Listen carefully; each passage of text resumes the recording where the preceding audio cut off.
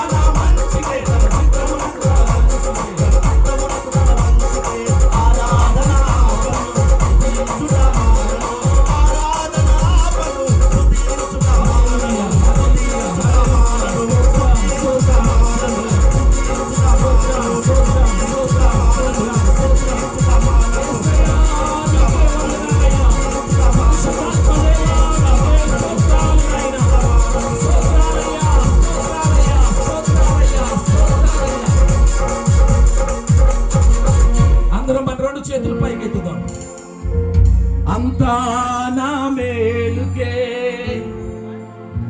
అందరూ కూడా మన రెండు చేతులు పైకి ఆరాధన యేసుకే, అంతా నా మంచికే.